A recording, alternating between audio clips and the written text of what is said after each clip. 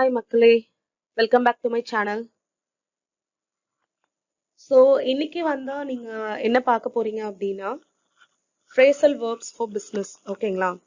So நீங்க நமக்கு தெரியும் ஆக்சுவலா phrasal verbs நம்ம கேள்விப்பட்டிருப்போம், ஓகேங்களா? பட் phrasal verbs வந்து இங்கிலீஷ்ல எதுக்காக தேவை அப்படிங்கறது வந்து உங்களுக்கு நான் இன்னைக்கு சொல்லணும்னு நினைக்கிறேன்.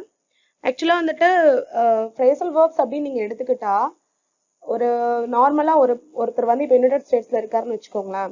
அவங்க எல்லாம் பேசுறப்ப பாத்தீங்கன்னா அப்படியே ஃப்ளோல வந்து phrasal verbs-ஓட கலெக்ஷனை வந்து அப்படியே அவங்க ஒரு சென்டென்ஸ் சொல்றாங்கன்னா அதுல கண்டிப்பா ஒரு phrasal verb இருக்கும். ஈவன் நம்ம பேசுறப்ப கூட நம்ம அப்படிதான் பேசிட்டு இருக்கோம். ஸ்போக்கன் இங்கிலீஷ்ல மேக்சிமம் வேர்ட்ஸ் வந்து நீங்க பாக்குறப்ப ஸ்போக்கன் இங்கிலீஷ்ல வந்துட்டு பாத்தீங்கன்னா phrasal verbs இருக்கும். ஃபார் எக்ஸாம்பிள் பாத்தீங்க அப்படின்னா sit down, get up, stand up, இதெல்லாம் நம்ம ஸ்மால் சென்டென்சஸ்ன்னு சொல்றோம், ஓகேங்களா? ஸோ அந்த phrasal verbs வந்து நான் கொஞ்சம் இன்ட்ரடியூஸ் பண்ணலாம்னு நினைக்கிறேன் நம்ம சேனல்ஸ்ல. ஸோ அதுல இன்னைக்கு ஃபர்ஸ்ட் பார்ட் நீங்க பிசினஸ் இங்கிலீஷ்ல பார்க்க போறீங்க. ஸோ phrasal verbs நீங்க லேர்ன் பண்றப்ப வந்து எல்லாமே நம்மளால வந்து இது பண்ணிக்க முடியாது. பட் சில phrases வந்து நம்ம தெரிஞ்சுக்கலாம், ஓகேங்களா? வாங்க நம்ம லெசனுக்குள்ள போலாம். ஸோ நீங்க ஃபர்ஸ்ட் பார்க்க போற வேர்ட் என்ன அப்படின்னா branch out. ஃபர்ஸ்ட் நீங்க பார்க்க போற வேர்ட் என்ன அப்படின்னா branch out. branch out அப்படின்னா expand or extend one's interest. For example இப்போ உங்களுக்குன்னு ஒரு சில இன்ட்ரெஸ்ட் இருக்கும், அதை வந்து எக்ஸ்பேண்ட் பண்றது. அதே மாதிரி உங்களோட இன்ட்ரெஸ்ட்டை வந்து எக்ஸ்பேண்ட் பண்றது, இல்ல உங்களோட தாட்ஸை வந்து எக்ஸ்பேண்ட் பண்றது. இப்போ ஃபார் எக்ஸாம்பிள் இப்போ பிசினஸ்ல எடுத்துக்கிட்டீங்க அப்படின்னா நீங்க வந்து ஒரு ஸ்மாலா ஒரு ஷாப் வச்சிருக்கீங்கன்னு வச்சுக்கோங்க. we have branched out our new shop in Kodambakkam அப்படின்னு சொன்னா நான் வந்து ஒரு புதுசா வந்து கோடம்பாக்கம்ல ஒரு ஷாப் வந்து எக்ஸ்டெண்ட், அதாவது நீங்க உங்க ஆல்ரெடி உள்ள ஒரு பிசினஸ் வந்து நீங்க எக்ஸ்டெண்ட் பண்ணிருக்கீங்க, அதுதான் பிரான்ச் அவுட், ஓகேங்களா? அதுக்கு எக்ஸாம்பிள் பாருங்க, our business has branched out into computers now. Maybe already நீங்க வந்து ஒரு மொபைல் பிசினஸ் பண்ணிட்டு இருந்திருப்பீங்க. ஸோ இப்போ வந்து மொபைலோட சேர்த்து நீங்க கம்ப்யூட்டர்ஸை நீங்க இப்போ பண்றீங்க அப்படின்னு சொல்றீங்க.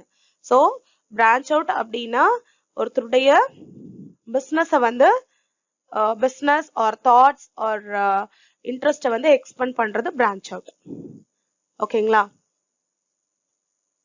So today onwards we are going to branch out our vocabulary using these phrasal verbs. இந்த phrasal verbs மூலமா நம்மளோட vocabulary-ய branch out பண்ண போறோம், ஓகேங்களா? Second word break into. break into அப்படின்னா நம்ம நார்மலா நமக்கு தெரிஞ்சிருக்கும், திருடன் வந்து வீட்டை உடைச்சிட்டு உள்ள வந்துட்டான், அதாவது ஒருத்தரோட பெர்மிஷன் இல்லாம நம்ம வந்து என்டர் ஆகுறது, ஃபோர்ஸ்ஃபுல்லா உள்ள என்டர் ஆகுறது, அதுக்குதான் நம்ம break into அப்படின்னு சொல்றோம். enter or open a place, vehicle or container forcibly, especially for the purpose of theft. திருடுற நோக்கத்தோட உள்ள வர்றது அப்படின்னு அர்த்தம். இது வந்து நம்ம நார்மலா சொல்றது, ஓகேங்களா? அதுவே நம்ம இப்ப பிசினஸ் இங்கிலீஷ்ல எப்படி சொல்லலாம் அப்படின்னா ஒரு கன்வர்சேஷனுக்கு நடுவுல அவங்க வந்து நம்மள வேண்டாம், நீங்க வந்து ஜாயின் பண்ண வேணாம்னு நம்மள சொல்லியிருக்காங்க, நம்ம வெளியில இருக்கோம், பட் நீங்க வந்து வாலண்டியரா நீங்களே உள்ள போய் உங்களை தெரிஞ்சுக்கிறீங்க, அதுக்கு பேர் தான் break into. இப்ப பாருங்க, he broke into a run and we couldn't catch him அப்படின்னு சொல்லலாம். ஒரு கன்வர்சேஷன்ல பாருங்களேன், Philip broke into the discussion அப்படின்னா டிஸ்கஷன் நடந்துட்டு இருக்கப்ப வந்து பிலிப் வந்து என்டர் ஆகுறாருன்னு அர்த்தம். Philip broke into the discussion, ஓகேங்களா? அதே மாதிரி நீங்க வேற என்ன சொல்லலாம், the student broke into the meeting. broke into the meeting. the student broke into the meeting அப்படின்னா அந்த ஸ்டூடெண்ட் வந்து மீட்டிங் நடந்துட்டு இருக்கப்ப உள்ள வந்துட்டாரு. இந்த மீட்டிங் வந்து யார் கூட வேணாலும் இருக்கலாம், ஒரு பிரின்சிபல் டீச்சருக்கு நடுவில் இருக்கலாம், இல்ல ஒரு பேரண்ட் டீச்சருக்கு நடுவில் இருக்கலாம். ஸோ அந்த மீட்டிங் நடுவில் வந்து பெர்மிஷன் எல்லாம் உள்ள வந்துட்டாருன்னு சொல்ல வரும், ஓகேங்களா? தேர்ட் ஒன் வந்து கேரி ஆன். கேரி ஆன் அப்படின்னு சொன்னா கண்டினியூன்னு மீனிங், ஓகேங்களா? To continue, carry on your meeting சொல்லலாம், இல்ல கேரி ஆன் யுவர் ஒர்க் அப்படின்னு சொல்லலாம், ஓகேங்களா? ஸோ இதுல நான் 2 எக்ஸாம்பிள்ஸ் இருக்கு. ஃபர்ஸ்ட் ஒன் பாருங்க, டு கண்டினியூ மூவிங் ஆன் அர்த்தம் first type. Carry on until you get to the junction then turn left. So junction வர வரைக்கும் அப்படியே போயிட்டே இருங்க, தென் லெஃப்ட் எடுங்க அப்படின்னு சொல்றோம். நேரா போய் லெஃப்ட் எடுங்கன்னு சொல்றீங்கல்ல, அதுக்கு நம்ம go straight until you get to the junction கூட சொல்லலாம், then turn left ன்னு சொல்லலாம். பட் இதுல வந்து கேரி ஆன் சொல்லியிருக்கோம். அதே மாதிரி to argue or complain noisily, to argue or complain noisily, சத்தமா பேசுறது. அப்ப he was shouting and carrying on, சத்தமா பேசிட்டே இருக்காரு அப்படின்றப்ப, அவர் சத்தமா பேசுறப்ப நம்ம ஆப்போசிட்ல பேசவே முடியாது. அதே மாதிரி இதுல இன்னொரு என்ன சொல்லலாம், please carry on with your work. So these are some of the examples of carry on. ஓகேங்களா?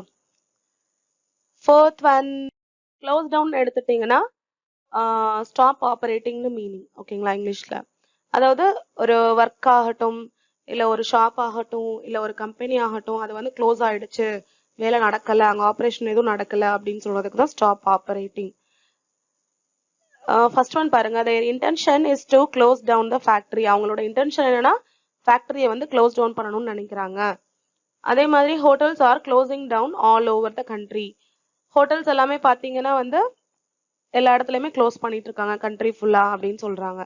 Close down all the programs that are running before you install the software. நீங்க சாஃப்ட்வேர் இன்ஸ்டால் பண்றதுக்கு முன்னாடி எல்லா ப்ரோக்ராம்ஸையும் close பண்ணுங்க, run ஆயிட்டு இருக்க programs. ஓகேங்களா? அதுக்கு இன்னொரு எக்ஸாம்பிள் சொல்லலாம் அப்படின்னா, க்ளோஸ் டவுன் த ப்ராசஸ். இந்த ப்ராசஸை க்ளோஸ் டவுன் பண்ணுங்க அப்படின்னு சொல்றோம். ஓகேங்களா? ஃபிஃப்த் எக்ஸாம்பிள் என்ன அப்படின்னா, லுக் ஃபார்வர்ட் டு அப்படின்னு சொல்லுவோம். லுக் ஃபார்வர்ட் டு அப்படின்னா ஏதோ ஒரு விஷயத்த வந்து பார்த்துட்டு இருக்கோம், அடுத்து நடக்க போறத. ஃபார் எக்ஸாம்பிள் ஆன்டிசிபேட் வித் பிளஷர்னு கூட சொல்லலாம் அதோட மீனிங். ஓகேங்களா? ஐ look forward to your response அப்படின்னு எழுதலாம். ஃபார் எக்ஸாம்பிள் நீங்க ஒரு லெட்டர் எழுதிட்டு இருக்கீங்க, ஸோ அந்த லெட்டர்ல நீங்க ஒரு ஃபார்மல் லெட்டர், அப்ப அவங்கக்கிட்ட வந்து உங்கள்கிட்ட வந்து நான் கரெக்டான ரெஸ்பான்ஸ் எக்ஸ்பெக்ட் பண்றேன், எதிர்பார்க்கிறேன் அப்படின்னு நீங்க சொல்றதுக்கு என்ன சொல்லலாம், I look forward to your response. அப்படின்னா I am eagerly waiting for your reaction கூட சொல்லுங்க அர்த்தம். சரிங்களா? Are you looking forward to your vacation, உன்னோட வெக்கேஷனுக்காக எதிர்பார்த்துட்டு இருக்கியா? I want to know if you are getting excited about your vacation அப்படின்னு நம்ம கேட்கிறோம். சரிங்களா? ஸோ லுக் ஃபார்வர்ட் அப்படின்னா பின்னாடி வர ஒண்ணு வந்து எதிர்பார்த்துட்டு இருக்கீங்கன்னு அர்த்தம். அதே இல்ல இன்னொரு எக்ஸாம்பிள் சொல்லலாம்னா, ஐம் லுக்கிங் ஃபார்வர்ட், இல்ல ஐ லுக் ஃபார்வர்ட் அப்படின்னு கூட சொல்லுங்க. ஐ look forward to my promotion. I look forward to my promotion. அப்ப ப்ரமோஷனுக்காக நீங்க வந்து வெயிட் பண்ணிட்டு இருக்கீங்கன்னு அர்த்தம். ஸோ இந்த லெசனோட கண்டினியூஷன் நான் வந்து இன்னும் பார்ட்ஸ்ல கொடுக்குவேன் நான் கண்டிப்பா.